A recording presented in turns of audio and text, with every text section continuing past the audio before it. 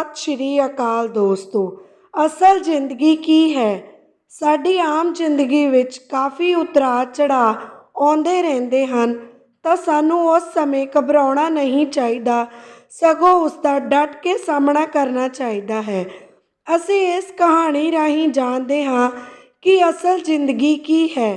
ਇਹ ਕਹਾਣੀ ਇੱਕ ਰਾਜੂ ਨਾਮ ਦੇ ਲੜਕੇ ਦੀ ਹੈ, ਜੋ ਕਿ ਬਹੁਤ ਹੀ ਆਲਸੀ ਅਤੇ ਕੰਮ ਤੋਂ ਜੀ ਚੁਰਾਉਣ ਵਾਲਾ ਲੜਕਾ ਸੀ।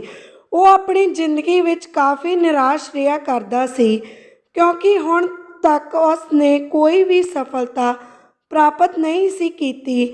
ਇਸ ਕਰਕੇ ਉਹ ਹਰ ਰੋਜ਼ ਦੁਖੀ ਰਹਿੰਦਾ ਸੀ ਅਤੇ ਆਪਣੀ ਜ਼ਿੰਦਗੀ ਨੂੰ ਕੋਸਦਾ ਰਹਿੰਦਾ ਸੀ। ਉਹ ਹਮੇਸ਼ਾ ਦੁਖੀ ਰਹਿੰਦਾ ਸੀ ਅਤੇ ਉਸ ਦਾ ਸਾਰਾ ਪਰਿਵਾਰ ਵੀ ਦੁਖੀ ਰਹਿੰਦਾ ਸੀ, ਕਿਉਂਕਿ ਉਹ ਸੋਚਦੇ ਸਨ ਕਿ ਰਾਜੂ ਕੋਈ ਵੀ ਆਪਣਾ ਕੰਮ ਸ਼ੁਰੂ ਕਰੇ ਅਤੇ ਇੱਕ ਸਫਲ ਇਨਸਾਨ ਬਣੇ।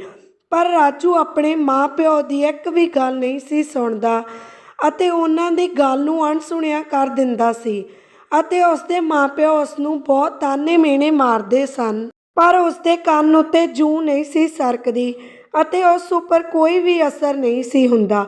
ਉਸਦੇ ਨਾਲ ਦੇ ਦੋਸਤ ਕਾਫੀ ਚੰਗੇ ਵਪਾਰੀ ਬਣ ਚੁੱਕੇ ਸਨ। ਜਦੋਂ ਕਦੇ ਵੀ ਰਾਜੂ ਨੂੰ ਉਸਦੇ ਦੋਸਤ ਮਿਲਦੇ ਸਨ ਤਾਂ ਉਹ ਉਸਦੇ ਕੰਮਕਾਰ ਬਾਰੇ ਪੁੱਛਦੇ, ਪਰ ਰਾਜੂ ਉਹਨਾਂ ਨਾਲ ਗੱਲ ਕਰਨੀ ਪਸੰਦ ਨਹੀਂ ਸੀ ਕਰਦਾ, ਕਿਉਂਕਿ ਉਸਨੂੰ ਸ਼ਰਮ ਆਉਂਦੀ ਸੀ, ਕਿਉਂਕਿ ਉਸਨੂੰ ਹਰ ਵਾਰ ਇਹੀ ਕਹਿਣਾ ਪੈਂਦਾ ਸੀ ਕਿ ਉਹ ਕੋਸ਼ਿਸ਼ ਕਰ ਰਿਹਾ ਹੈ। ਇਸ ਤਰ੍ਹਾਂ ਰਾਜੂ ਘਰ ਵਿੱਚੋਂ ਬਾਹਰ ਨਿਕਲਣਾ ਬੰਦ ਕਰ ਦਿੱਤਾ।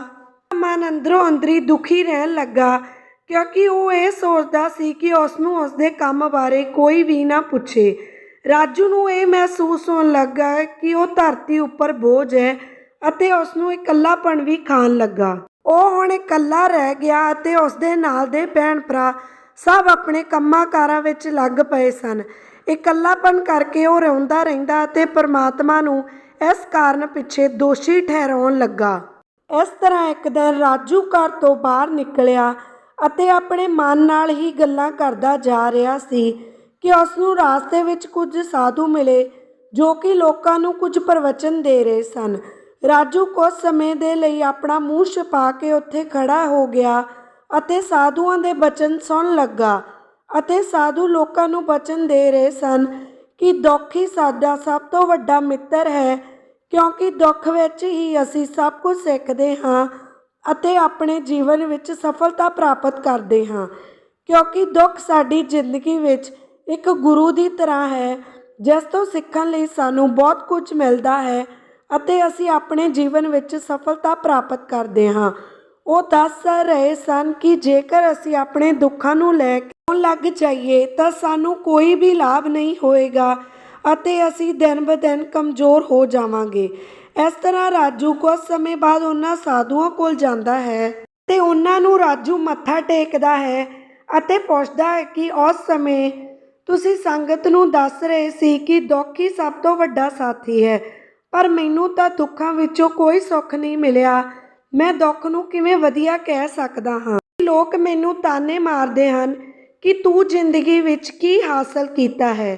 ਰਾਜੂ ਦੀਆਂ ਸਭ ਗੱਲਾਂ ਸੁਣ ਕੇ ਸਾਧੂਆਂ ਨੇ ਰਾਜੂ ਨੂੰ ਕਿਹਾ ਕਿ ਬੇਟਾ, ਤੇਰੇ ਉੱਪਰ ਇਹੋ ਜਿਹਾ ਕਿਹੜਾ ਦੁੱਖ ਹੈ ਕਿ ਤੈਨੂੰ ਦੁੱਖ ਐਡਾ ਵੱਡਾ ਲੱਗ ਰਿਹਾ ਹੈ ਅਤੇ ਤੂੰ ਬਹੁਤ ਨਿਰਾਸ਼ ਹੈ। ਰਾਜੂ ਨੇ ਆਪਣੇ ਉੱਪਰ ਬੀਤੀ ਸਾਰੀ ਘਟਨਾ ਉਹਨਾਂ ਸਾਧੂਆਂ ਨੂੰ ਦੱਸੀ ਅਤੇ ਸਾਧੂਆਂ ਨੇ ਉਸ ਨੂੰ ਦੁੱਖ ਬਾਰੇ ਪੁੱਛਿਆ ਅਤੇ ਮੁਸਕਰਾ ਕੇ ਕਹਿਣ ਲੱਗੇ ਕਿ ਬੇਟਾ, ਜਦੋਂ ਤੇਰੇ ਉੱਪਰ ਦੁੱਖ ਆਇਆ ਉਸ ਸਮੇਂ ਉਹ ਸਾਡੇ ਕੋਲ ਆਵੀਂ, ਅਸੀਂ ਤੈਨੂੰ ਇਸ ਦਾ ਹੱਲ ਦੱਸਾਂਗੇ। ਇਹ ਕਹਿ ਕੇ ਸਾਧੂ ਉੱਥੋਂ ਚਲੇ ਗਏ ਅਤੇ ਰਾਜੂ ਬਹੁਤ ਹੈਰਾਨ ਹੋਇਆ ਅਤੇ ਸੋਚਣ ਲੱਗਾ, ਇਹ ਦੁੱਖ ਅਸਲ ਦੁੱਖ ਨਹੀਂ ਹੈ। ਰਾਜੂ ਇਹ ਸਭ ਸੋਚਦਾ ਹੋਇਆ ਆਪਣੇ ਘਰ ਵੱਲ ਨੂੰ ਚੱਲਣ ਲੱਗਾ ਅਤੇ ਕਹਿਣ ਲੱਗਾ ਕਿ ਜਦੋਂ ਮੈਨੂੰ ਮੇਰੇ ਮਾਤਾ ਪਿਤਾ ਅਤੇ ਦੋਸਤ ਨਹੀਂ ਸਮਝ ਸਕੇ ਤਾਂ ਇਹ ਸਾਧੂ ਮੈਨੂੰ ਕਿੱਥੋਂ ਸਮਝ ਸਕਣਗੇ। ਔਰ ਰਾਜੂ ਸਾਰਿਆਂ ਦੇ ਤਾਨੇ ਮਿਹਣੇ ਸੁਣ ਕੇ ਬਹੁਤ ਨਿਰਾਸ਼ ਹੋ ਚੁੱਕਿਆ ਸੀ ਅਤੇ ਉਸਨੇ ਫੈਸਲਾ ਲਿਆ ਕਿ ਉਹ ਜ਼ਿੰਦਗੀ ਵਿੱਚ ਕੁਝ ਕਰਕੇ ਦਿਖਾਵੇਗਾ। ਉਸਨੇ ਆਪਣੇ ਪਿਤਾ ਤੋਂ ਕੁਝ ਪੈਸੇ ਉਧਾਰ ਲਏ ਅਤੇ ਆਪਣਾ ਵਪਾਰ ਸ਼ੁਰੂ ਕੀਤਾ। ਇਸ ਤਰ੍ਹਾਂ ਉਸਦੇ ਮਾਤਾ ਪਿਤਾ ਉਸਦੇ ਕੰਮ ਨੂੰ ਦੇਖ ਕੇ ਬਹੁਤ ਖੁਸ਼ ਹੋਏ ਅਤੇ ਕਹਿਣ ਲੱਗੇ, ਚਲੋ ਸਾਡੇ ਵੀ ਬੇਟੇ ਨੇ ਕੋਈ ਕੰਮ ਸ਼ੁਰੂ ਕੀਤਾ ਹੈ। ਪਰ ਰਾਜੂ ਨੂੰ ਉਸਦੇ ਵਪਾਰ ਵਿੱਚ ਕੋਈ ਸਫਲਤਾ ਪ੍ਰਾਪਤ ਨਾ ਹੋਈ। ਇਸ ਤਰ੍ਹਾਂ ਉਸਦੇ ਪਿਤਾ ਨੇ ਸੋਚਿਆ ਕਿ ਉਸਦੇ ਬੇਟੇ ਦਾ ਮਨ ਨਾ ਡੋਲ ਜਾਵੇ ਤਾਂ ਉਹਨਾਂ ਨੇ ਆਪਣੇ ਬੇਟੇ ਨੂੰ ਸਮਝਾਇਆ ਕਿ ਕੋਈ ਗੱਲ ਨਹੀਂ ਬੇਟਾ, ਤੂੰ ਯਤਨ ਕਰ, ਤੂੰ ਜ਼ਰੂਰ ਸਫਲ ਹੋਵੇਂਗਾ। ਇਸ ਤਰ੍ਹਾਂ ਰਾਜੂ ਨੂੰ ਬਹੁਤ ਹੌਸਲਾ ਮਿਲਿਆ ਅਤੇ ਉਸਨੇ ਹੋਰ ਮਨ ਲਗਾ ਕੇ ਆਪਣੇ ਵਪਾਰ ਵਿੱਚ ਕੰਮ ਕਰਨਾ ਸ਼ੁਰੂ ਕਰ ਦਿੱਤਾ। ਇਸ ਤਰ੍ਹਾਂ ਹੌਲੀ ਹੌਲੀ ਵਪਾਰ ਚੱਲਣ ਲੱਗਾ ਅਤੇ ਉਸਨੂੰ ਸਫਲਤਾ ਪ੍ਰਾਪਤ ਹੋਣ ਲੱਗੀ। ਹੌਲੀ ਹੌਲੀ ਦੇਖਦੇ ਦੇਖਦੇ ਰਾਜੂ ਇੱਕ ਸਫਲ ਅਤੇ ਮਿਹਨਤਕਸ਼ ਵਪਾਰੀ ਬਣ ਗਿਆ ਸੀ ਅਤੇ ਉਸਦਾ ਨਾਮ ਬੋਲਣ ਲੱਗ ਪਿਆ ਸੀ।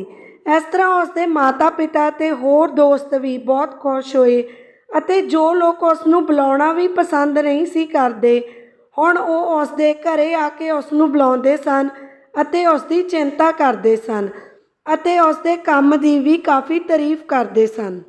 ਇਸ ਤਰ੍ਹਾਂ ਰਾਜੂ ਦੇ ਗਾਹਕਾਂ ਦੀ ਅਤੇ ਦੋਸਤਾਂ ਦੀ ਸੰਖਿਆ ਕਾਫੀ ਵੱਧਦੀ ਗਈ ਅਤੇ ਉਸਦੇ ਦੋਸਤਾਂ ਨੇ ਰਾਜੂ ਨੂੰ ਸਲਾਹ ਦਿੱਤੀ ਕਿ ਉਸ ਨੂੰ ਉਸਦੇ ਆਪਣੇ ਵਪਾਰ ਨੂੰ ਹੋਰ ਵਧਾਉਣਾ ਚਾਹੀਦਾ ਹੈ ਅਤੇ ਇਸ ਤਰ੍ਹਾਂ ਉਸ ਨੂੰ ਹੋਰ ਵੀ ਤਰੱਕੀ ਹਾਸਲ ਹੋਵੇਗੀ। ਇਹ ਸਭ ਸੁਣਦਾ ਹੋਇਆ ਰਾਜੂ ਨੂੰ ਉਹਨਾਂ ਦੀਆਂ ਗੱਲਾਂ ਉੱਤੇ ਅਮਲ ਕਰਨਾ ਚੰਗਾ ਲੱਗਿਆ। ਉਸਨੇ ਆਪਣੇ ਮਾਤਾ ਪਿਤਾ ਅਤੇ ਹੋਰਾਂ ਦੋਸਤਾਂ ਤੋਂ ਪੈਸੇ ਉਧਾਰ ਲੈ ਕੇ ਵਪਾਰ ਚਲਾਉਣ ਦੀ ਜੁਗਤ ਬਣਾਈ। ਇਸ ਤਰ੍ਹਾਂ ਰਾਜੂ ਦਿਨ ਰਾਤ ਮਿਹਨਤ ਕਰਨ ਲੱਗਾ ਅਤੇ ਆਪਣਾ ਵਪਾਰ ਵਧਾਉਣ ਲੱਗਾ। ਇਸ ਤਰ੍ਹਾਂ ਉਸਦਾ ਵਪਾਰ ਤਾਂ ਵੱਧ ਗਿਆ ਪਰ ਉਸਦੇ ਮਾਲ ਵਿੱਚ ਕਾਫੀ ਗਿਰਾਵਟ ਆ ਗਈ। ਰਾਜੂ ਆਪਣੇ ਵਪਾਰ ਨੂੰ ਲੈ ਕੇ ਕਾਫੀ ਪਰੇਸ਼ਾਨ ਅਤੇ ਬੇਚੈਨ ਰਹਿਣ ਲੱਗਾ ਕਿਉਂਕਿ ਉਸਦਾ ਸਾਰਾ ਦਿਨ ਹੀ ਆਪਣੇ ਵਪਾਰ ਦੇ ਕੰਮਾਂ ਵਿੱਚ ਲੰਘ ਜਾਂਦਾ ਸੀ। ਪਰ ਰਾਜੂ ਨੇ ਇੱਥੇ ਵੀ ਬੱਸ ਨਾ ਕੀਤੀ ਅਤੇ ਉਹ ਆਪਣੇ ਦੋਸਤਾਂ ਦੀ ਕਈ ਗੱਲ ਉੱਤੇ ਅਮਲ ਕਰਦਾ ਰਿਹਾ ਅਤੇ ਹੋਰ ਪੈਸਾ ਉਧਾਰ ਲੈ ਕੇ ਵਪਾਰ ਨੂੰ ਹੋਰ ਵਧਾਉਂਦਾ ਰਿਹਾ।